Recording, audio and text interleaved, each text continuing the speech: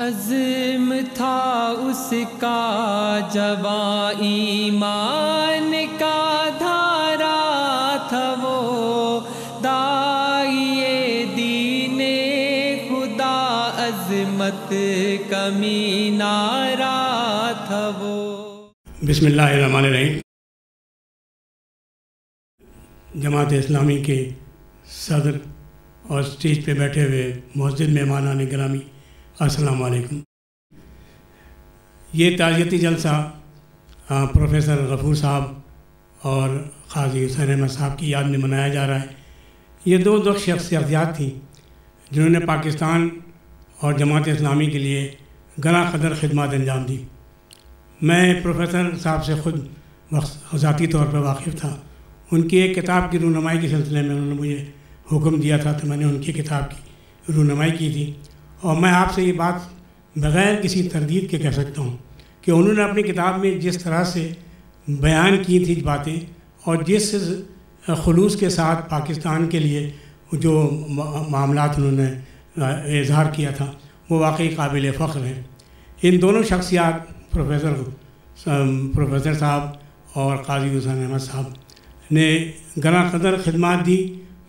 اتحاد بین المسلمین کے سلسلے میں، اور لوگوں کے درمیان، مسلمانوں کے درمیان اتحاد پیدا کرنے کے لیے اور جماعت اسلامی کے کاز کو بڑھانے کے لیے۔ جماعت اسلامی میری نگاہ میں ایک ایسی جماعت ہے جس میں کردار سازی، واحد ایک سیاسی جماعت ہے جس میں کردار سازی پہ زور دیا گیا، اور میں دیکھتا ہوں کہ کراچی کے اندر اور پورے پاکستان کے اندر جس طرح سے جماعت کے لوگوں نے اپنے کردار کا مظاہرہ کیا، جس طرح سے دیانتداری کا مظاہرہ کیا، شاید اور کسی سیاسی جماعت میں یہ ممکن نہیں تھا۔ لیکن یہ بات قابل افسوس ہے کہ جماعت اسلامی نے اتنی زبردست مہمیں چلائیں اور اسلامی نظام کے نفاذ کے لیے، جس کے لیے پاکستان بنایا تھا، لیکن بدقسمتی یہ ہے کہ دوسرے لوگوں نے اس کو سپورٹ نہیں کیا۔ ہماری دوسری مذہبی جماعتوں نے اس سرگرمی کا مظاہرہ نہیں کیا جس کی وجہ سے آج ہم وہیں کھڑے ہیں جہاں ہم نے اپنا سفر شروع کیا تھا۔ میں سمجھتا یہ ہوں کہ پاکستان میں جو ایک جماعت، واحد جماعت ہے جس نے اپنے یہاں صحیح معنوں میں رائج کیا کہ یہاں پر وقت پر الیکشن ہوتے ہیں، اور ایک واحد جماعت ہے جس کے اندر کسی قسم کی کوئی موروثی سیاست نہیں ہے، اور ان کے اندر ہر سال وقت پر اپنے مقررہ وقت پر انتخابات ہوتے ہیں، اور جو لوگ منتخب ہو کے آتے ہیں ان کو وہ سونپ دیا جاتا ہے۔ تو میں سمجھتا ہوں یہ ایک مثالی جماعت ہے۔ لیکن ان تمام باتوں کے باوجود میں حیران ہوں کہ اس ملک میں وہ پذیرائی جماعت کو نہ مل سکی جس کی وہ حقدار تھی۔ میں آنے والے الیکشنز کے سلسلے میں یہ اظہار خیال کرنا چاہتا ہوں کہ اگر ہم اس ملک کو بچانا چاہتے ہیں تو ہمیں ایسے لوگوں کو منتخب کرنا ہوگا، ایسے لوگوں کو سامنے لانا ہوگا جن کے ماضی داغدار نہ ہو، جن کے اندر ملک کے ساتھ کمٹمنٹ ہو، ملک کے ساتھ وفاداری کا جن کا ریکارڈ موجود ہو۔ ایسے لوگوں کو اگر آپ نے الیکٹ کیا تو میں سمجھتا یہ ہوں پاکستان کی تاریخ میں ایک نیا باب کھل سکے گا۔ اگر ہم نے ایسا نہ کیا تو میں یہ سمجھتا ہوں کہ یہ انتخابات جو ہیں یہ بڑے اہمیت کے حامل ہیں پاکستان کے لیے۔ اگر ہم نے ایسے آدمیوں کو نہیں لایا انتخابات کے ذریعے، اور یہاں پر ایسے لوگوں کو ہم نے فروغ نہیں دیا جن کے ماضی بچے تھے، جن کو ملک سے کمٹمنٹ تھی، تو میں سمجھتا یہ ہوں کہ ملک کے لیے بڑی بدقسمتی کی بات ہوگی۔ میں دعا گو ہوں کہ اللہ تعالیٰ آنے والے الیکشن میں پاکستان کے اندر ایسے لوگوں کو منتخب کرایا جائے، ایسے لوگوں کو انتخاب کیا جائے جو کہ ملک کے ساتھ وفاداری کے لیے مانے ہوئے ہیں، اور جن کے ماضی بے داغ ہیں، اور جنہوں کے خلاف کسی قسم کا کوئی ایسا اسکینڈل نہیں ہوا جیسا کہ عام ہماری سیاسی جماعتوں کے متعلق حکایت ہے۔ پاکستان میں بے شمار سیاسی جماعتیں اس وقت کام کر رہی ہیں، لیکن میں یہ بات بلا کسی تردید کے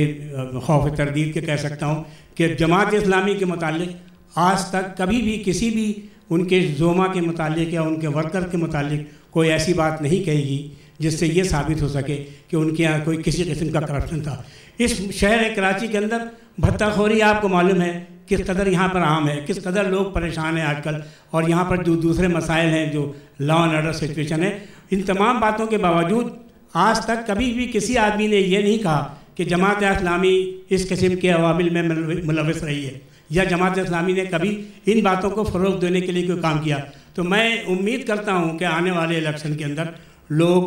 اس بات کا خیال رکھیں گے جب وہ ووٹ ڈالنے جائیں گے کہ یہ ایسے لوگوں کا منتخب کریں، ایسے جن کے متعلق ان کو پکا یقین ہو کہ وہ بے داغ ہیں، جن کے متعلق ان کو یقین ہو کہ ان کا کمٹمنٹ پاکستان کے ساتھ ہے، جن کا کمٹمنٹ اس ملک میں اسلامی نظام رائج کرنے کے متعلق ہو، کیونکہ آپ کو معلوم ہے پاکستان بنانے کی بنا جو تھی وجہ وہ صرف یہی تھی کہ یہاں پر اسلامی نظام قائم کرنا تھا، جو کہ ہم اب تک اس میں ناکام رہے۔ میں آنے والے وقت کے لیے امید کرتا ہوں کہ جماعت اسلامی اپنی کردار سازی کی مہم کو تیز کرے گی اور اسی کے ذریعے ہم اس ملک میں انقلاب لا سکیں گے۔ آپ کے لیے میں ایک مثال کے طور پر ایک بات عرض کر دوں کہ نبی کریم صلی اللہ علیہ وسلم نے اپنے 23 سالہ نبوت کے دور میں